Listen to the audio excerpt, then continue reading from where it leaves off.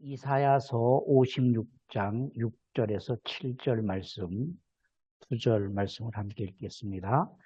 또 여호와와 연합하여 그를 섬기며 여호와의 이름을 사랑하며 그의 종이 되며 안식일을 지켜 더럽히지 아니하며 나의 언약을 굳게 지키는 이방인마다 내가 곧 그들을 나의 성산으로 인도하여 기도하는 내 집에서 그들을 기쁘게 할 것이며 그들의 번제와 희생을 나의 제단에서 기꺼이 받게 되리니 이는 내 집이 만민이 기도하는 집이라 일컬음이 될 것이니라.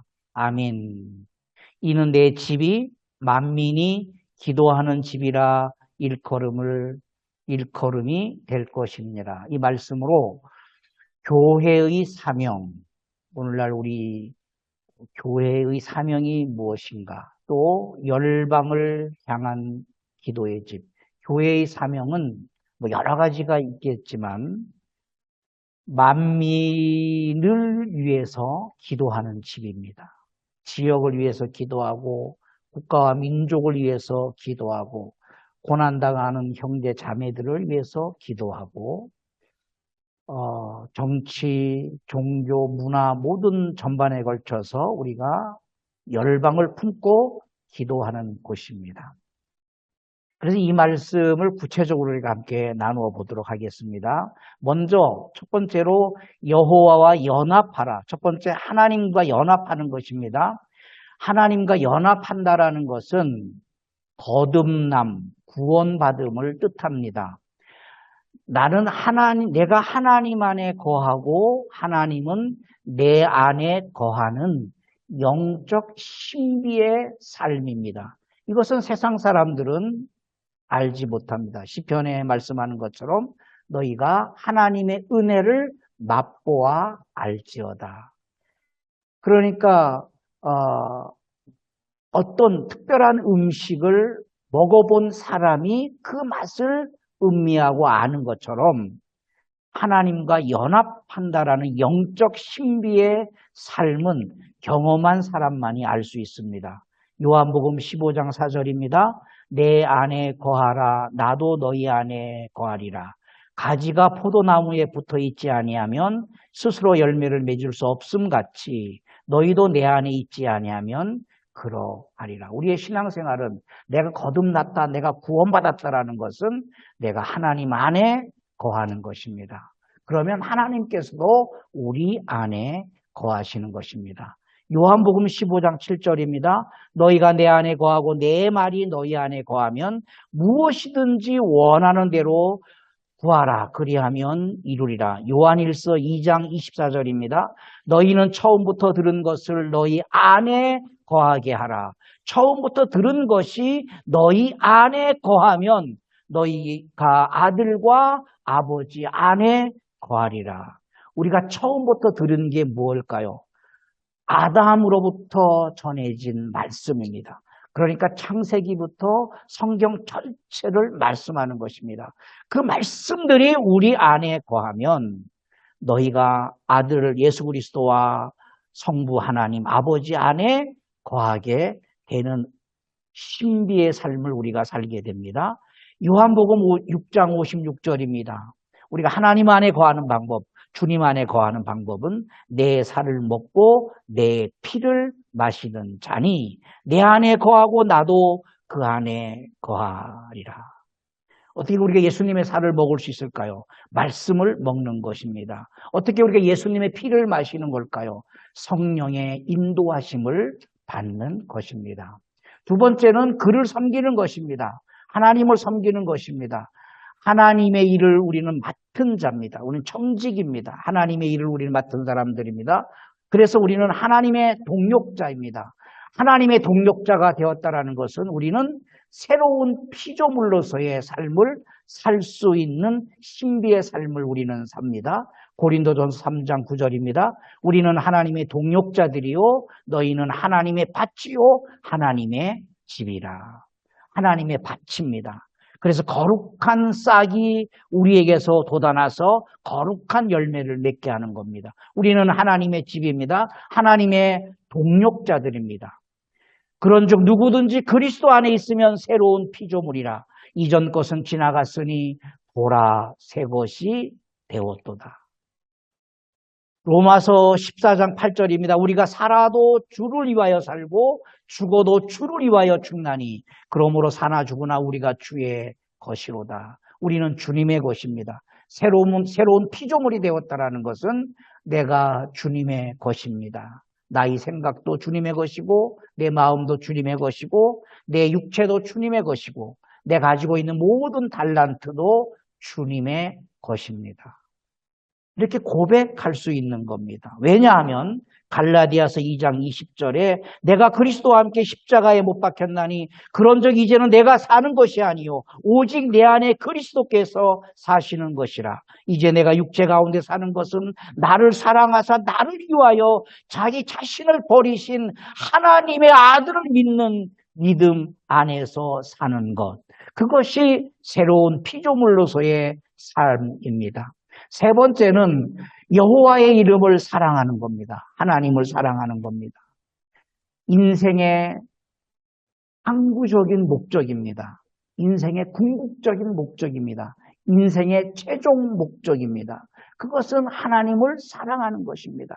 우리가 사역도 많이 하고 선교도 많이 하고 섬김도 많이 하고 봉사도 많이 하고 구제도 많이 하고 각종 여러 가지 일들을 많이 할지라도 이것은 다 그림자들입니다. 다 없어질 것입니다. 믿음과 소망과 사랑, 그 중에 제일은 사랑입니다. 우리가 믿음으로 구제하고 소망을 가지고 선교하고 그것은 다 없어지는 겁니다. 그 중에 제일은 사랑입니다. 하나님을 사랑하는 것이죠. 사랑하기 위해서 우리를 창조하셨고 우리의 인생의 궁극적인 목적은 하나님을 더 깊이 사랑하는 것입니다. 하나님을 사랑해야 우리가 하나님의 성품을 닮을 수가 있습니다. 억지로 율법을 지키면 하나님을 닮지 않습니다. 하나님을 사랑하면 율법이 쉬워지는 것이고 하나님을 사랑하는 만큼 주의 계명은 가벼워지는 것입니다. 마태복음 22장 36절 40절입니다. 선생님, 율법 중에서 어느 계명이 크니까? 예수께서 이르시되 내 마음을 다하고 목숨을 다하고 뜻을 다하여 주 너의 하나님을 사랑하라 하셨으니 이것이 크고 첫째 되는 계명이요 둘째도 그와 같으니 내 이웃을 내 자신같이 사랑하라 하셨으니 이 두 계명이 온 율법과 선지자의 강령이니라. 우리는 너무 현대를 살아가면서 논리적으로 살아갑니다. 내 것이 아닌데 마치 내가 누군가를 구제하거나 내가 누군가에게 선교 헌금을 보내고 내가 교회 성금을 하는 것, 그것에 내 소유권을 가지고 교회를 주장하려고 그러고 아까워합니다. 내 것이 아닙니다. 하나님의 것입니다. 사랑하는 만큼 나눌 수가 있는 것입니다. 사랑하는 만큼 우리의 계명은, 하나님의 계명은 가벼운 것입니다. 율법이 무겁고 계명이 무거운 이유가 뭡니까? 사랑이 없기 때문에 그렇습니다. 시편 91편 4절을 읽습니다. 하나님이 이르시되 그가 나를 사랑한즉 내가 그를 건지리라. 그가 내 이름을 안즉 내가 그를 높이리라. 우리가 하나님의 이름을 압니까? 네, 우리는 알고 있습니다. 그래서 하나님께서 우리를 높여주실 것입니다. 그 이전에 우리가 하나님을 사랑하기 때문에 하나님께서 우리를 건져 주십니다. 다윗은 사망의 음침한 골짜기에서 건져 주심을 경험했고 원수의 목전에서 상을 베풀어 주시는 것을 경험했습니다. 요한 1서 4장 9절 10절입니다. 하나님의 사랑이 우리에게 이렇게 나타난 바 되었으니 하나님이 자기의 독생자를 세상에 보내심은 그로 말미암아 우리를 살리려 하심이라. 사랑은 여기 있으니 우리가 하나님을 사랑한 것이 아니요 하나님이 우리를 사랑하사 우리 죄를 속하기 위하여 화목제물로 그 아들을 보내셨습니다. 우리가 하나님을 죽도록 사랑하고 하나님을 사랑한다 하지만 우리가 사랑하는 것이 아니라 하나님이 우리를 먼저 사랑하셨기 때문에 우리가 하나님을 사랑할 수 있는 것입니다. 또 여호와와 연합하여 그를 섬기며 여호와의 이름을 사랑하며 하나님과 연합하는 것입니다. 우리의 본질입니다. 하나님을 섬기는 것입니다. 하나님을 사랑하는 것입니다. 이것은 우리가 거듭난 사람으로서 영적 본질이며 영적 자질이 되는 것입니다.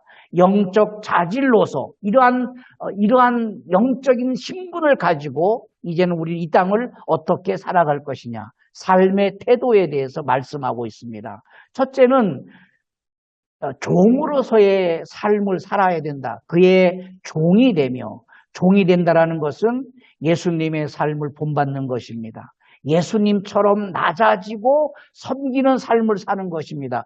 예수님의 성품이 우리의 삶을 통해서 나타나는 것입니다. 마가복음 10장에 예수님은 이 땅에 섬기기 위해서 종의 모습으로 오셨다. 자기 목숨을 대속물로 주러 오셨다 했습니다. 우리의 삶의 태도는 두 번째, 예배자로서의 삶입니다. 안식일을 지켜 더럽히지 아니하며, 안식일의 핵심은 하나님을 예배하는 것입니다. 안식일의 핵심은 하나님을 예배하는 것입니다. 여러분, 안식일의 핵심이 노는 날이 아닙니다. 안식일의 핵심이 쉬는 날이 아닙니다. 율법을 지켰던 사람들은 이것을 오해했습니다. 안식일은 쉬는 날이라, 안식일은 노는 날로 기억을 했습니다. 안식일은 쉬는 날이 아니라 하나님을 기억하는 날입니다. 자, 그러면 왜 율법에서는 안식일을 쉬라고 명령했을까요? 쉬는 날로 명하신 것은 하나님을 기억하기 위해서 세상의 일을 멈추라는 의미가 담겨 있는 것입니다. 안식일은 노는 날이 아닙니다. 안식일은 쉬는 날이 아닙니다. 안식일의 핵심은 하나님을 예배하고 하나님을 기억하는 것입니다. 하나님을 온전하게 예배하기 위해서 우리는 세상 일을 쉬는 것이 바로 안식일의 의미입니다. 말라기 3장 16절에 그때 여호와를 경외하는 자들이 피차에 말하며, 여호와께서 그것을 분명히 들으시고 여호와를 경외하는 자와 그 이름을 존중히 여기는 자를 여호와 앞에 있는 기념책에 기록하시리라 약속하셨습니다. 하나님의 이름을 높이는 것, 안식일입니다. 하나님을 존중하는 방법, 안식일을 기억하여 거룩하게 지키는 것입니다. 우리의 삶의 태도 두 번째입니다. 언약을 지키는 것입니다. 아담의 언약을 지킨다라는 것은 아담의 원죄에서 벗어나는 것입니다.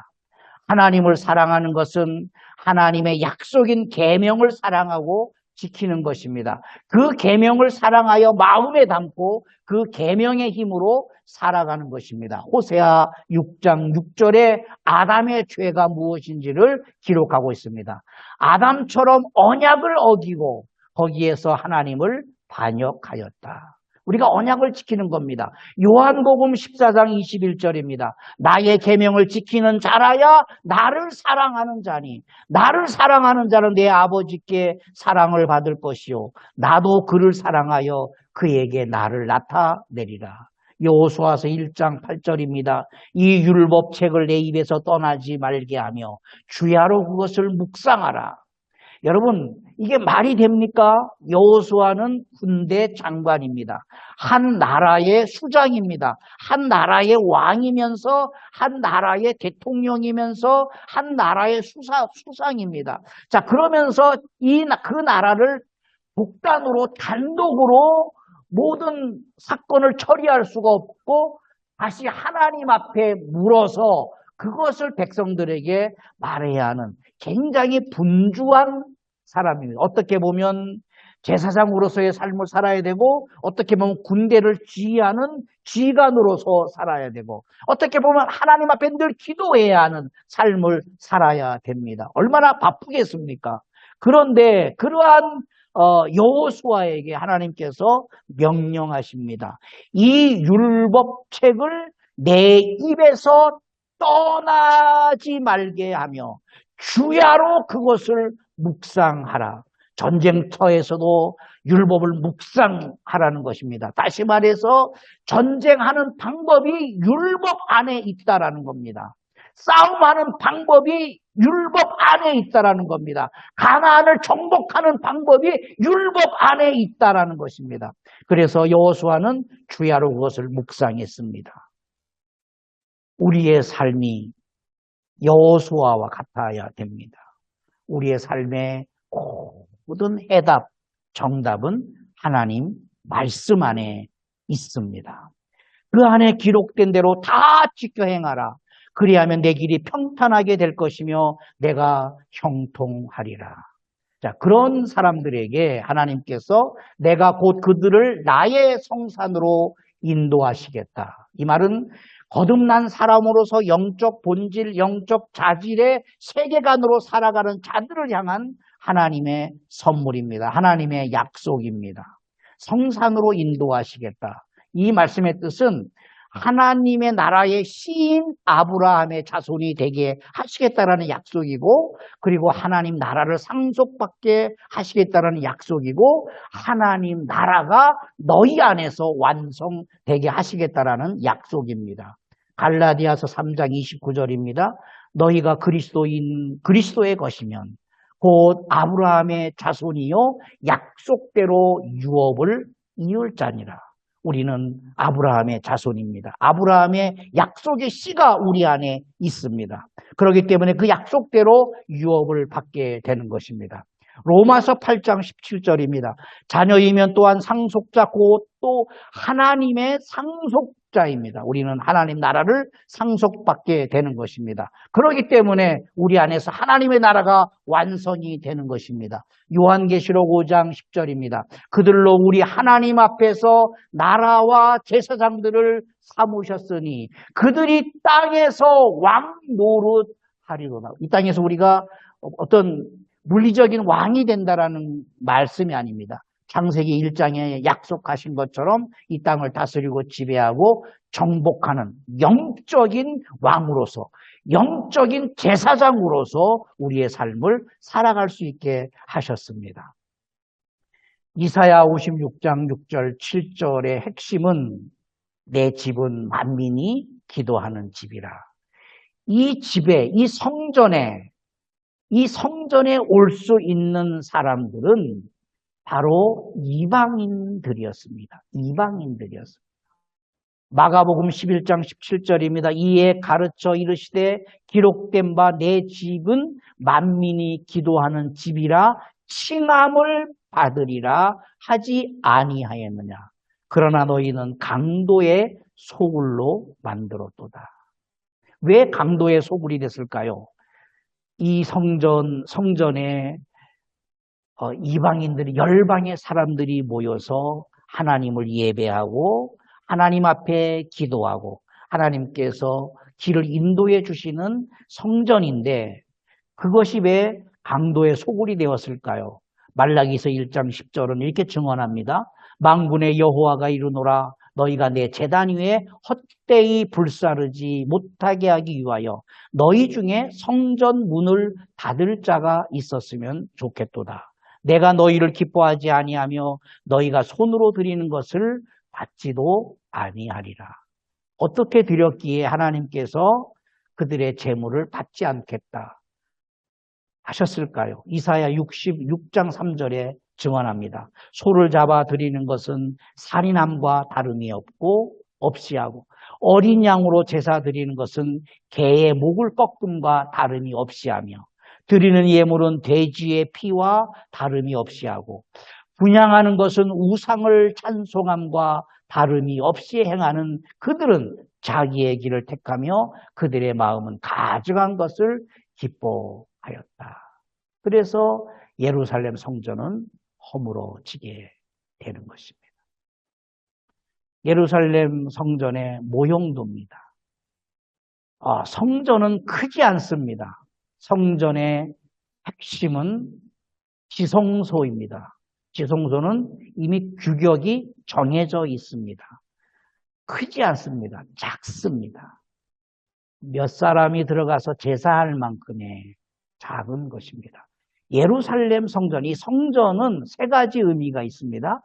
하나님을 예배하기 위한 전문 공간으로 만들었습니다. 이걸 잊어버렸습니다. 백성들이. 전문 공간입니다. 요즘은 한국의 영화관들이, 좋은 영화관들이 많이 생깁니다. 그래서 전문 영화관들이 생겨나기 시작했습니다. 영화관들이 많이 있어요. 영화관들이 여기저기에 뭐 많이 있는데 전문 영화관들이 생겨났습니다. 그 전문 영화관에 가면은 음향이 황홀할 정도로 음향이 다릅니다. 음향이 다릅니다. 뭐 다른 영화관들은 막 지직지직거리고 막 그냥 그러는데 음향이 다릅니다. 쫙 음향이 다릅니다. 실내 공간이 아예 음향을 위해서 만들어졌습니다. 근데 거기에 이렇게 안락한 의자에 앉으면 그 뭐 노래소리라든지 총소리가 나면은 막 그냥 총이 여기서부터 다다다다다 그래가지고 막 사람들이 피할 정도로 그렇게 전문 영화관들이 있습니다. 부산에 있습니다. 부산에. 그러니까 예배 공간, 이 성전을 지을 때 디자인하고 어떤 여러 가지 계획한 것은 하나님을 예배하기 위한 전문 공간으로 만들어졌습니다. 여기에서 다른 것 하면 안 됩니다. 다른 공간으로는 쓸 수가 없습니다. 하나님께 기도하는 전문 공간입니다. 하나님의 말씀을 듣고 배우는 전문 공간으로서 예루살렘 성전이 만들어졌습니다. 그런데 사람들은 그것을 강도의 소굴로 만들었습니다. 강도의 소굴이란 말은 하나님을 팔아서 인간의 욕망을 채우는 곳을 뜻합니다. 골로새서 3장 5절에 이렇게 말씀합니다. 그러므로 땅에 있는 지체들을 죽이라. 곧 음란과 부정과 사욕과 악한 종욕과 탐심이니. 탐심은 우상 숭배니라. 탐심이란 이겁니다. 출애굽기 20장 23절에 십계명의 마지막 말씀하시는 거예요. 너희는 나를 비겨서, 나가 누굽니까? 하나님입니다. 여호와 하나님입니다.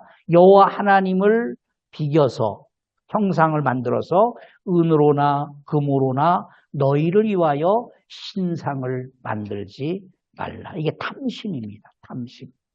예루살렘 성전에 이런 탐심으로 가득했습니다.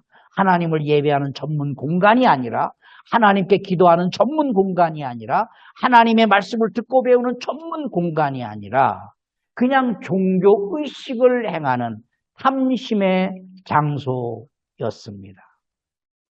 그래서 예수님께서 마가복음 11장 17절에 만민이 기도하는 집이라 일컬음을 받아야 할 텐데 너희가 강도의 소굴로 만들었다라는 것입니다. 어떻게 강도의 소굴로 만들었을까요? 마가복음 11장 15절 16절입니다. 그들이 예루살렘에 들어가니라. 예수께서 성전에 들어가서 성전 안에서 매매하는 자들을 내쫓으시며 돈 바꾸는 자들의 상과 비둘기 파는 자들의 의자를 둘러 엎으시며 아무나 물건을 가지고 성전 안으로 지나다님을 허락하지 아니하셨다. 무엇을 말하는 것입니까? 성전을 시장처럼 만들었다라는 겁니다. 그 이유가 무엇일까요? 제사의 편의를 제공하기 위해서 전문 제사 인원을 양성했습니다. 오늘날로 말하면 신학교와 같은 거죠. 제사의 편의를 제공하기 위해서 전문 제사 인원을 양성했습니다. 왜 어떤 의미냐면 우리가 하나님 앞에 제사할 때 구약시대에는 제사의 기본이 있습니다. 레위기 1장에 제물을 드리는 사람이 해야 할 일이 6가지가 나옵니다. 제물을 해망문까지 가져와야 됩니다. 굉장히 어렵습니다. 만약에 제물을 가져오다가 새가 똥을 쌌다. 그러면 그 제물은 부정한 제물이 돼서 다시 가져와야 됩니다.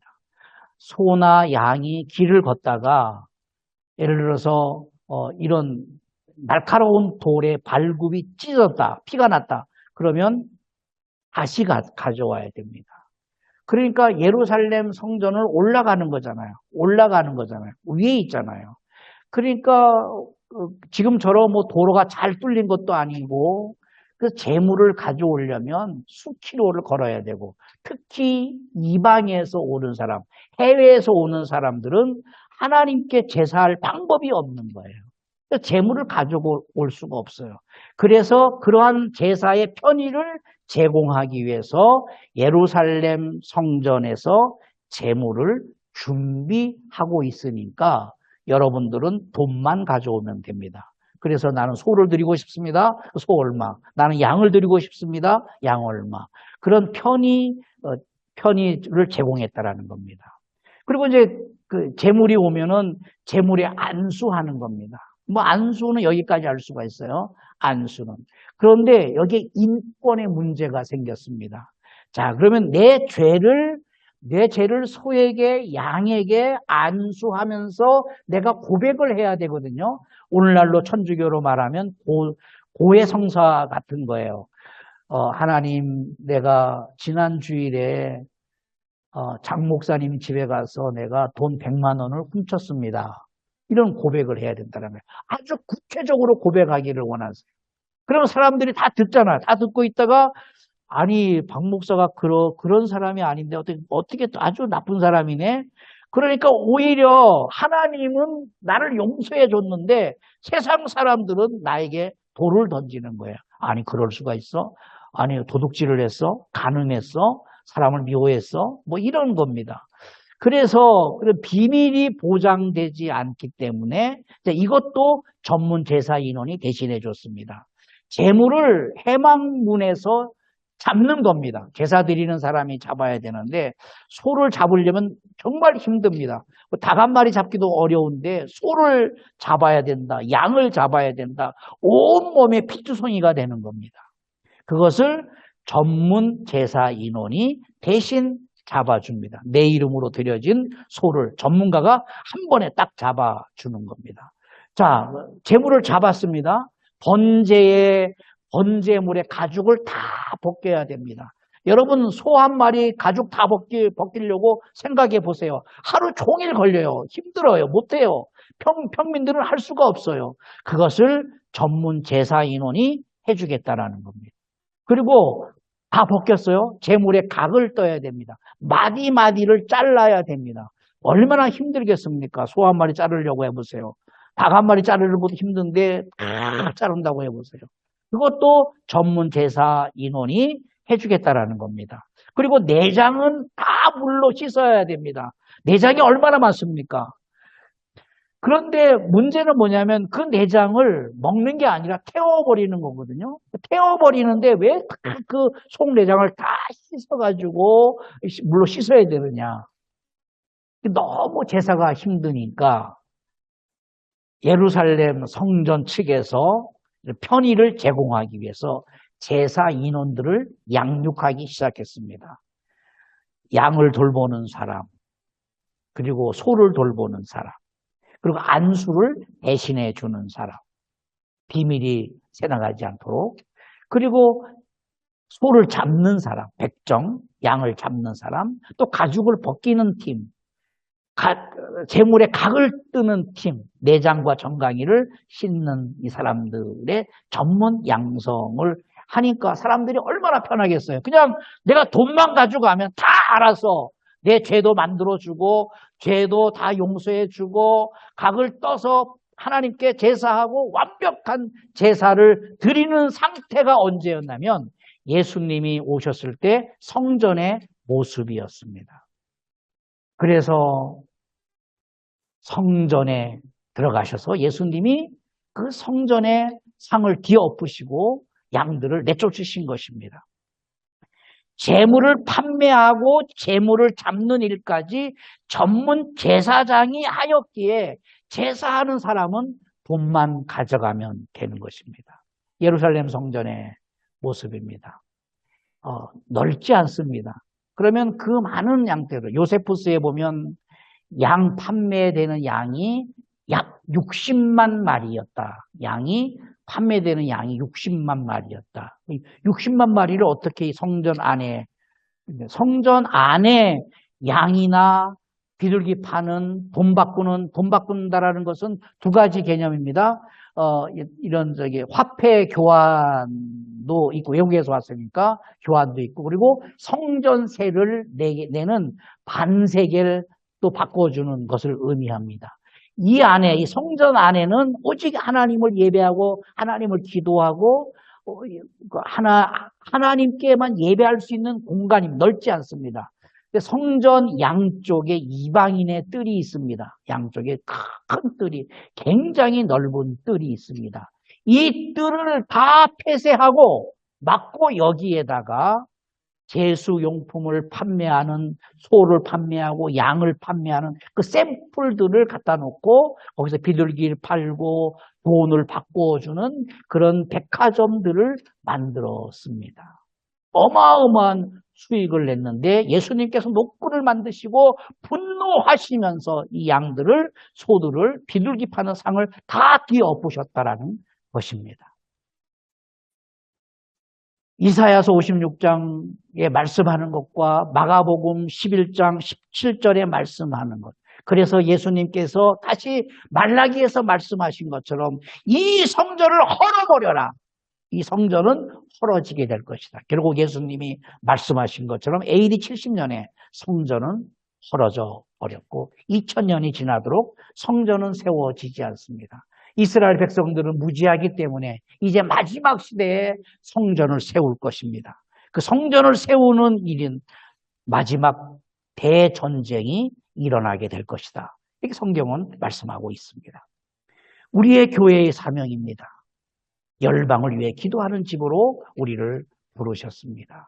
이사야서 17장 12절입니다. 슬프다. 많은 민족이 소동하며 바다 파도가 치는 소리같이 그들이 소동하였고 열방이 충돌하였으되 큰 물이 몰려옴같이 그들도 충돌하였도다. 현재 사회는 충돌하는 시대입니다. 문화와 문화가 충돌하고 세대와 세대 간이 충돌하고 국가와 국가가 충돌하고 있고 정치와 정치가 충돌하고 있습니다. 우리는 지난 한 주간에 여러 가지 충돌되는 사건을 경험했습니다. 전통적으로 명절과 축제가 있습니다. 명절은 모든 나라에 명절이 다 있는데 명절은 고향으로 돌아가는 의식입니다. 부모에게로 돌아가는 것이고 나를 태어나게 한 그곳으로 돌아가게 하는 것입니다. 추석 명절이 그러하고 구정 명절이 그러하고 모든 나라마다 이 명절들이 있습니다. 이스라엘은 6월절 명절을 지키기 위해 고향으로 돌아가는 겁니다. 본국으로 돌아가는 것입니다. 그런데 이 명절은 힘을 잃게 됩니다. 축제를 사람들이 사모하게 되는 겁니다. 축제는 반대예요. 집을 나가는 겁니다. 집을 나가야 돼요. 전 세계가 이 축제를 개최하고 있습니다. 할로윈도 축제입니다. 최근에 만들어진 축제입니다.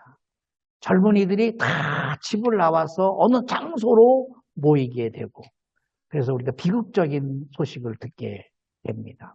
충돌입니다. 세대와 세대 간의 충돌입니다. 사회적 충돌, 사상적 충돌, 정치적 충돌, 종교적 충돌, 힘을 가진 자와 더 큰 힘을 가진 자라고 주장하는 사람들이 충돌하는 겁니다.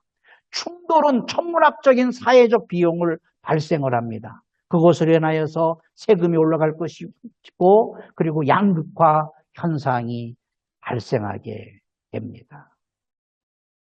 요한계시록에 보면은 그 상품은 금과 은과 보석과 진주와 세마포와 자주 옷감과 비단과 붉은 옷감이요.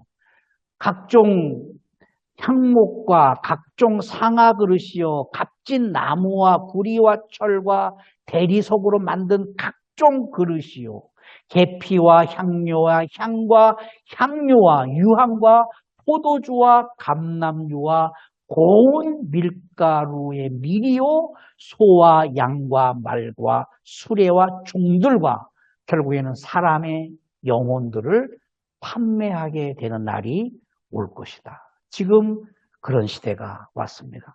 여러분 요한계시록을 자세히 읽어보면 여기에 금과 은과 보석과 진주와 세마포와 자주옷감과 비단과 붉은 옷감과 각종 향목과 각종 상아 그릇, 값진 나무 이런 것들 우리 없어도 살 수 있습니다. 그렇지 않습니까? 금이 없다 하여 죽지 않습니다. 상아로 만든 그릇이 없다 하여 죽지 않습니다. 사치품들입니다. 이 사치품들을 사기 위해서 어마어마한 범죄가 일어나고 있습니다. 어떤 젊은이들은 아르바이트 하는 이유가 좋은 명품 백 하나 사기 위해서 죽도록 아르바이트 한다는 거예요. 그 명품 백 하나 가지고 있는 거예요. 자기의 영혼을 팔아서 명품 백, 명품 옷, 명품 신발, 명품 시계 그것을 추구하는 세대가 지금 현대 세대입니다. 그래서 생각이 전혀 달라요. 사람들의 영혼을 담보로 하여서 사람들의 젊은이들의 영혼을 앗아가는 이런 축제들이 전 세계적으로 얼마나 많이 일어나는지 모릅니다.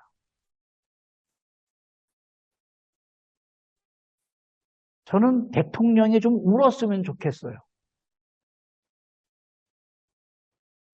200명에 가까운 그 젊은 영혼들이 죽었어요.